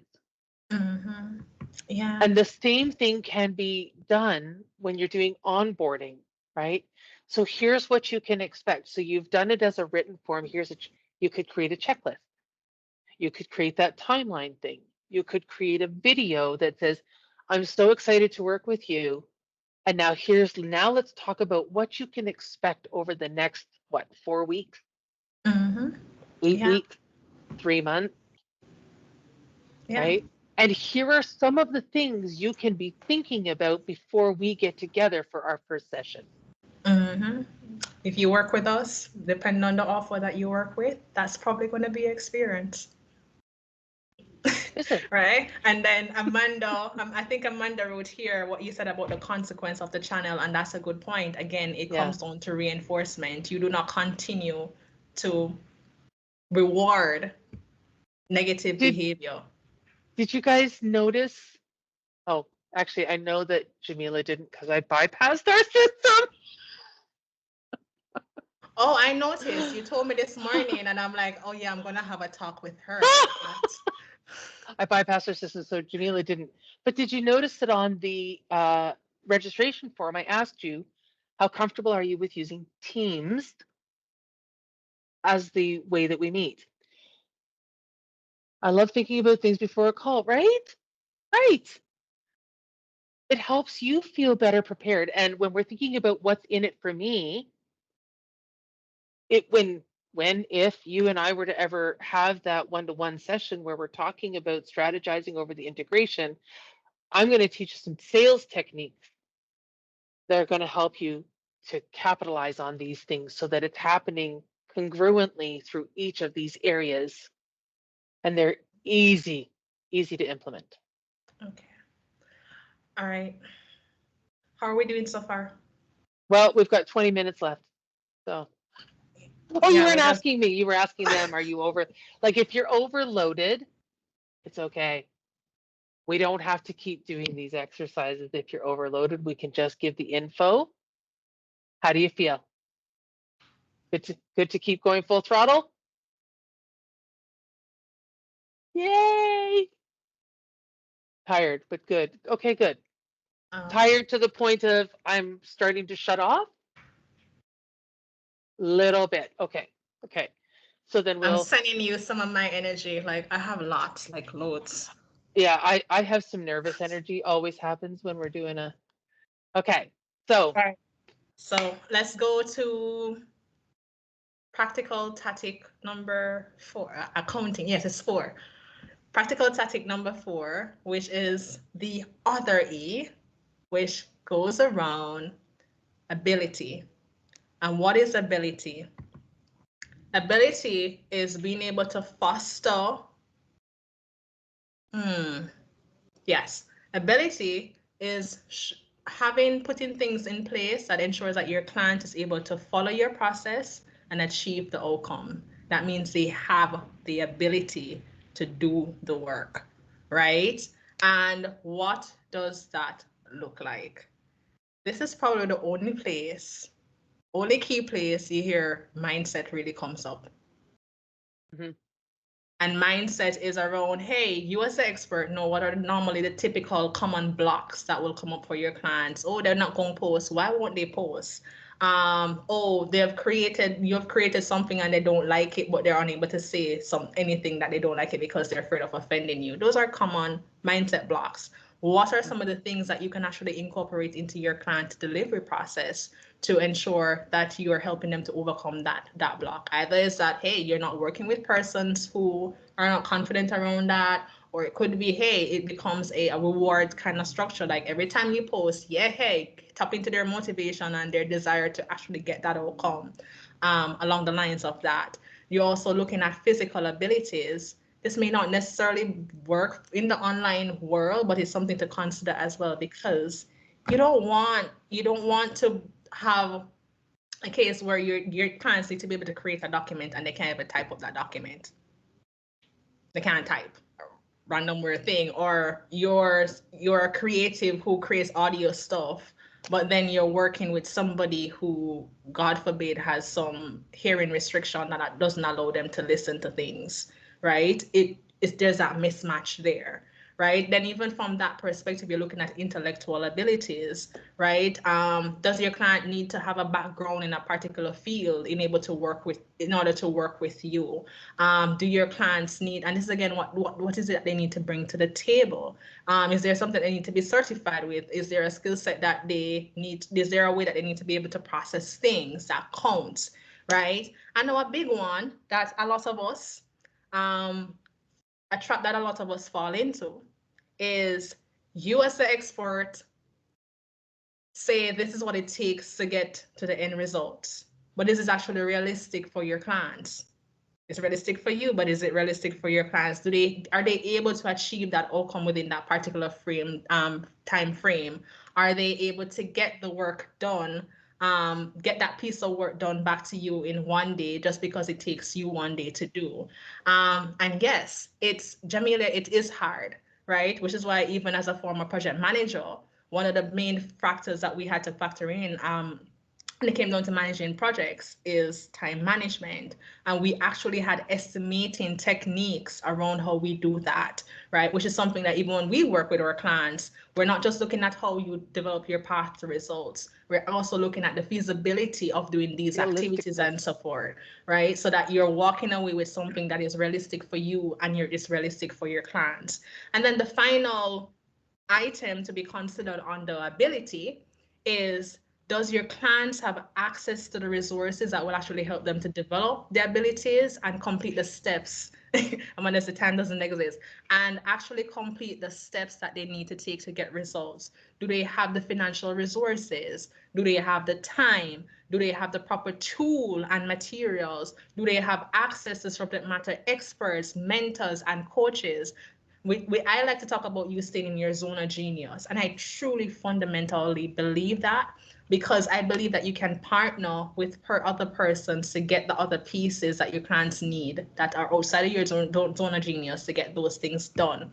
I also believe that because you can qualify your clients, qualify. Look at Daniela. Sorry, I was just going, here is the living embodiment of that value and belief and principle, right?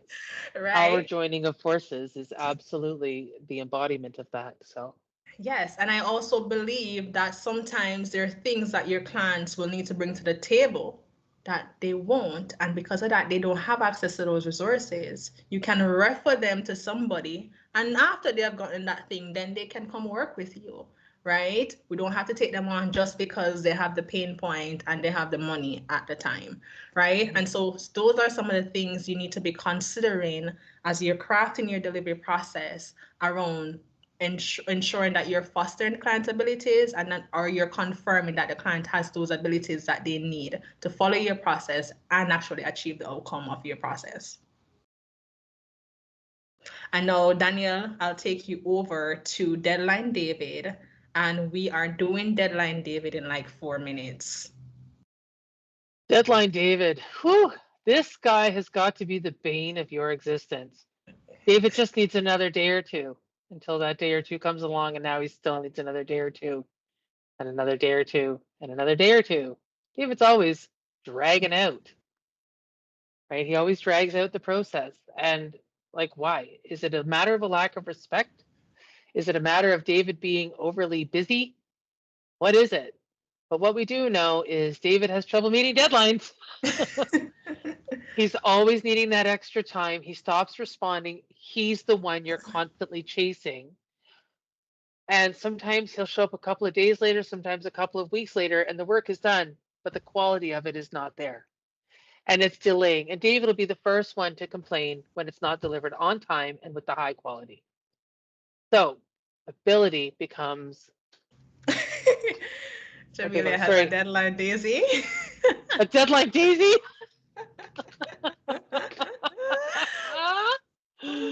Deadline, Daisy, I love it. Well, we had to have some masculine names in here because, you know, we do serve all genders. So let it be had known, to have some I'm stealing Deadline Daisy. Deadline Daisy, she likes that one. Think of the visuals for that one. So I'm always thinking of the visuals. All right, so if we were looking at David, I think that we've already established that whole consequences, that escalating consequences, first one's a reminder, second one is, let me remind you why this is important that you follow the timeline. Third one is, okay. Now, the other day, I think you both read that post where I had the consequences and came up with that. Let me create a detailed chart. If you're late, it's going to delay you by this time. Mm-hmm. This is something that can be done during onboarding, excuse me, during onboarding, even at the time of contract signing. It can be an initial spot on your contract. It can be a tick, I read and understood before hitting submit, either on contract or during onboarding. There are ways to incorporate that, because how many times have you heard, well, I didn't know that was going to be, well, how would I have known? Mm-hmm. Because you acknowledged it. You acknowledged it. You confirmed to say that, hey, I know that I'm going to need this tool, this resource at this point in the thing, and it's probably going to cost you about this amount. So when we get there, you're not telling me that, oh, I don't have that because I don't have the financial resources, or, oh, I don't have the time. And yes, personal situations can come in and play. That, oh, Amanda, we're on the same track, right? Personal situations can come into play, right? But then it's about how do you maintain that relationship? How do you maintain that relationship where they're communicating ahead of time so that you're able to use wiggle room if there's wiggle room that's needed, you're able to risk mitigate as needed and say, hey, I know we said that we would have taken this approach, but here's another option as to how to do this while staying within your process, but still being able to do something about the personal situation that came up. Because you're absolutely right, Amanda. They do. They come up all the time. Mm-hmm. And in all honesty, if you're dealing with people like us, if you're dealing with introverts, if you're dealing with people who have any kind of, imposter syndrome, anxiety, all of those mindset things, it could be that they just have that need to just take that step back. Neurodiversity is a huge one. You're absolutely right. But they need to take that step back. Now, in neurodiversity, a lot of people talk about offering accountability. Don't do it. It is the worst thing. Self accountability is the better thing for them. If they feel chased, they give up, they walk away. Do you agree, Amanda? It is almost like an act of rebellion. Nobody tells me what to do. Does that sound like I might have said it once or twice? Yeah, well, now you're going to wait a week.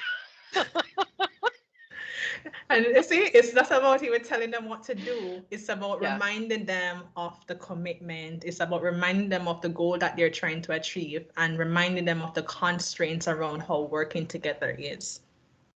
And I know that, Amanda, you probably work with people a little bit more long term. So once you get into the routine, people probably follow on maybe a little bit more easily and readily because they're in the routine.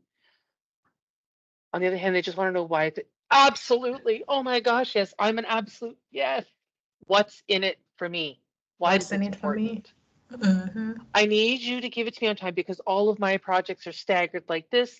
Any delay you have means I either have to put them off, right? So based on the way I schedule my jobs, right? So you're talking a little bit, and so I want you to get the best. I can imagine that if somebody else was late sending me in their information, you wouldn't want your work delayed, There you go. right? So just that transparency. Um, Okay. what was it I was going to suggest? So there was something I was going to suggest an offer. If I think of it, I'll come back to it. But it was around. Darn it, I don't remember. It'll come to you when I go back and edit this recording. Yes. And then I'll send you a message. You'll just get a random message from me that's this, by the way, this was that stupid thing that I, but it was an idea of a way to implement it. So that's why I do want to think about it. So if I can, we'll come back to it. So what could be an example of another option?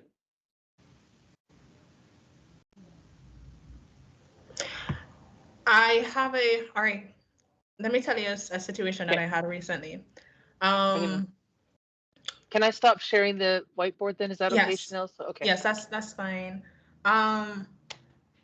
Going back to my website example, my developer came to me and said to me, hey, you're going to need this tool. This is what it's going to cost. I already have that tool, but I had it at a specific level in terms of subscription level. And I said to them, hey, from where I am sitting, it doesn't make sense for me to go up to that level if this is just the only thing that we're going to be using it to do. What are other options that are there? And they went away and came back to say, oh, you can actually try it this way. You can try it that way, or so forth, right? And so where I'm still remaining within the constraints of their process, it's just that, and this is another thing I value, I believe in, is having your process in such a way that it keeps you streamlined, but doing it at a level that allows you to give customized experience to your clients. on a lower level, right? So it's not that everything is so streamlined that everybody is getting the same thing, no matter the unique situations that they may have, right? And so that's one way of presenting other options that still maintains the timelines that you're working against, that still maintains the quality of the outputs that you have committed to, that keeps you within your process, but actually give clients other options or other things that they can actually consider. Does that answer your question, Amanda?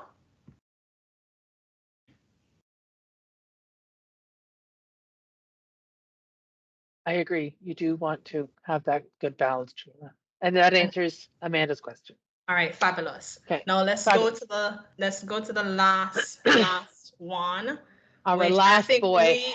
we have actually talked about this guy a lot, We right? have. So he's a good one, right? The practical tactic number 5. See, I really have problems with numbers, right?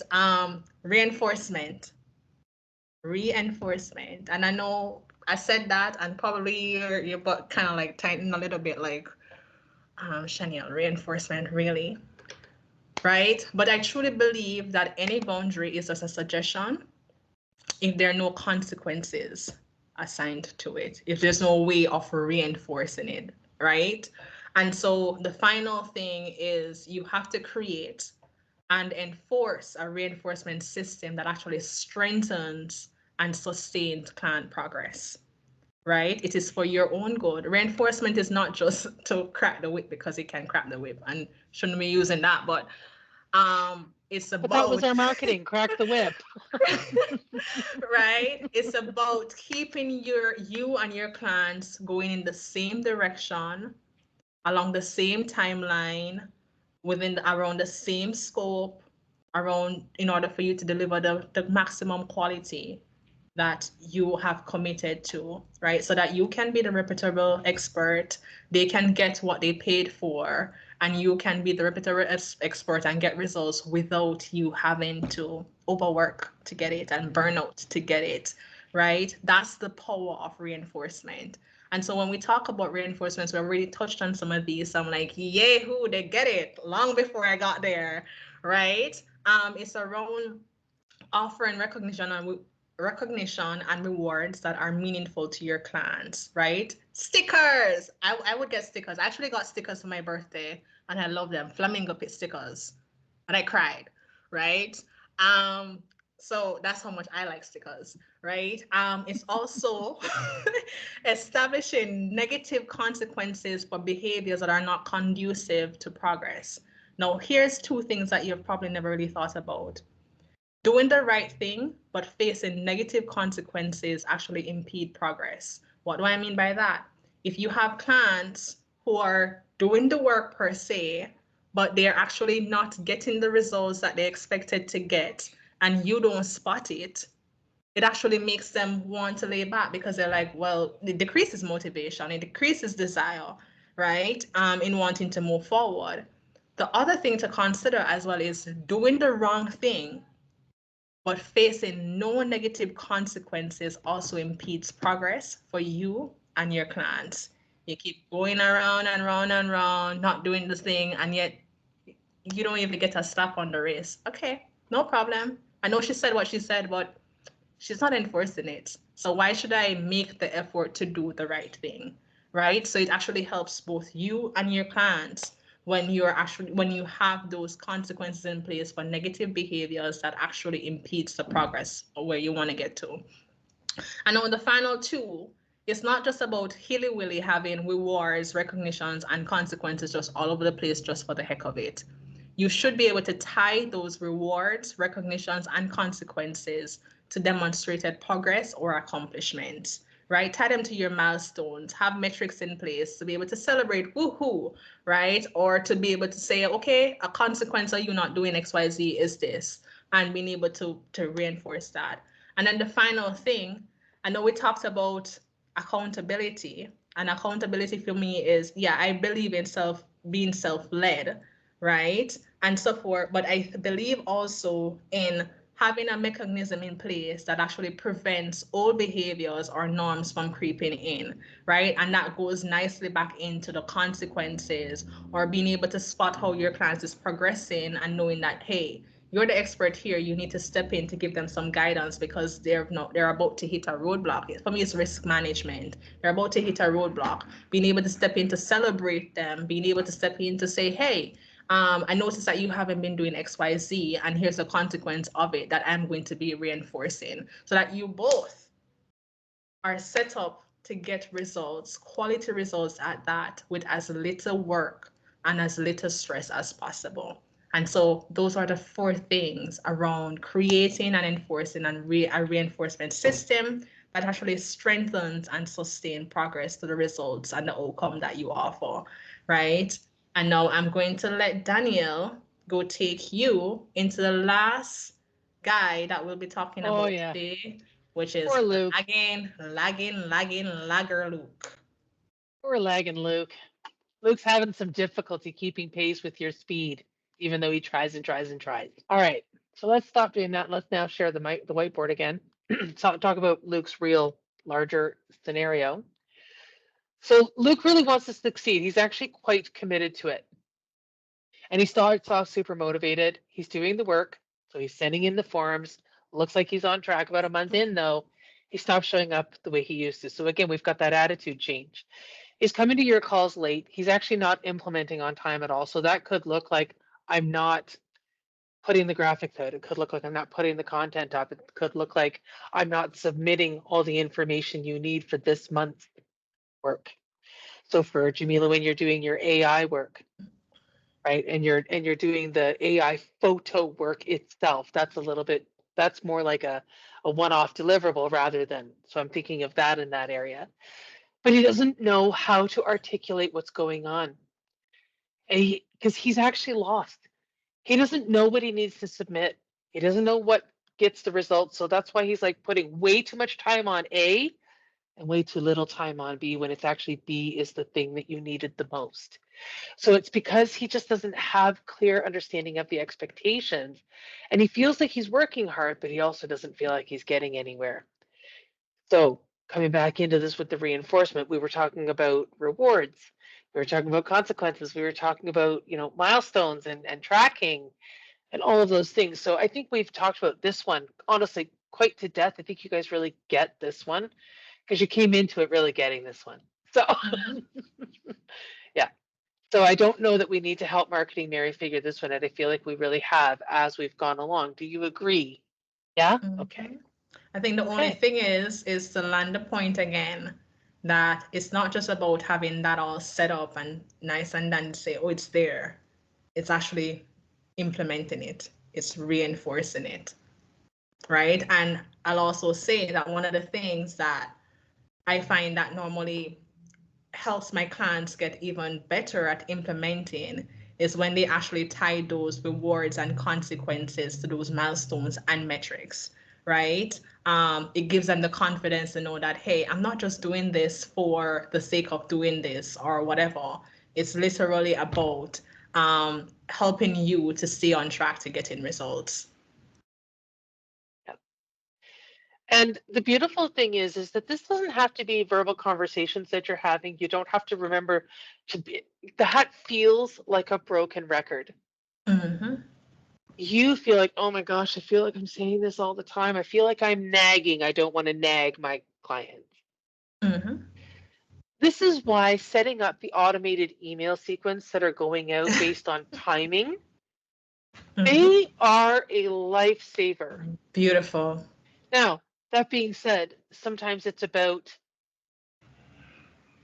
finding the time to put those into place, especially when you're so exhausted from having used up all of your creative energy trying to create these assets for your client. And in the meantime, also having to chase them, which also drained that creative energy. Oh, let's not forget you weren't sleeping, drain on the creative energy. So doing that can be challenging. So maybe create yourself. Oh, I love that. A picture. Oh, you can picture the animation. I'm going to guarantee you. Anyway, sorry, I bet you there's we used anyway. I'll tell you about those kinds of things with online casinos for teams. So she's gonna go down her rabbit hole. Yes, pun intended, because Amanda loves bunnies. If you didn't already know. I like rabbit holes too, not bunnies. I'm okay with bunnies, but I like rabbit holes. So that's sort of There you go. But all right, let's keep on track, guys. Let's finish Yeah. this up. We're so close. We're so close. Okay, so this is now an opportunity to just pause for some questions. So please do take yourselves off of mute and let us know if you've got any questions. But I want to go back as well and revisit the questions that we had at the very beginning, Chanel, the burning questions that came up. So one of the questions was, she wants to get back to having fun in her business and managing her time without hours of overworking and feeling client resentment. Want to be able to be creative. What to do about an obvious red flag when a client sneaks under the radar, and feeling better about business processes and delivering my best without feeling guilty. So here are the key themes I'm hearing. I feel guilty. I feel some resentment, but I also feel a little bit guilty for that. I feel some of this, but I feel some guilt for that as well. So it sounds like, listen, I'm a giver and I need to work with other people who understand the give and take of relationships. And you can foster that, I think, is what Yeah. it ultimately comes down to, is the best way in my mind for how to avoid the people who are just going to be take, take, take, take, take. I think that really is in the qualifying process. But here's the thing about qualifying processes that a lot of people forget. Your marketing, your messaging is as much a qualifying process As it is. as that questionnaire is. So the other day I said, hey, I'm a talker. I'm a talker and I'm an oversharer, and it's not something I'm working on. So anybody who's like, oh God, I can't stand women like that, just self-selected themselves away. Right? I love how Jamilia's eyes just went like, holy shit, that's a good one. So, so if we can figure out ways to just create, and they don't have to be like big, huge, long posts, right? People's attention spans are shrinking. The short ones, listen, you want to convey a big, long thing, you want to do a belief shifting, you want to do those kinds of things, an offer post even. This is my problem. Go make content like this is my problem. I don't care. Yeah. Do you know, I made another one last year and I said, if you can't randomly handle me blurting out, that's a post. No, I didn't. I said, it's my toxic trait. My toxic trait is I will blurt out, that's a post in the middle of you talking. Oh yeah, and she has done that, and I do that too. So we united when it feels so good, right? But it's also to think about, guys, as you're thinking about all of these factors around that makes a client a great fit, that you need to actually be considering to ensure that you're working with the right type of people and these people are prepared. You'll actually see little key nuggets and patterns and trends that you can actually incorporate into your marketing, into your qualifying process, into your onboarding, that actually makes things easier. And then there's also the question around, hey, what if a red flag client slips in, right? It's risk mitigation. Risk management doesn't always mean elimination, right? And so that happens, and that's where reinforcement comes in. The reinforcement piece with the consequences, with the rewards, etc. Don't think that because you went into marriage with a bad client, you're stuck. There's an option for divorce. I'm just saying. There you go. And that's another one of my values. I endorse client divorce. We're wrapping it up. Okay. I just looked at the time and I'm like, oh my gosh, we even ran over the time that we originally said. So I was going to make an offer today. I think that instead, if it's all right with you, I will send you a personal message, because this offer was actually crafted with the small agency or an independent freelancer. These offers were created with that in mind. It is a 30-day. Can I send Danielle 3 Toxic Traits? Yes, please do. um, it is actually created with business owners just like you in mind. It is a 30-day that includes implementation. We are going to be moving to a membership model, and so we are offering an incredible discount on live delivery, our last live delivery of our 30-day program. And so with your permission, I'd like to reach out to you either in DM or an email and make that offer to you so that you can have your own time to sit back and consider that without feeling any pressure whatsoever. Okay, then that's what I shall do. I thank you all very much. Do you feel like you got out of this what you hoped for? I'm so glad to hear that. You will be receiving a quick 3-question feedback survey. I hope that you don't mind taking your time to do that. Who knows, you might get a gold star at the end.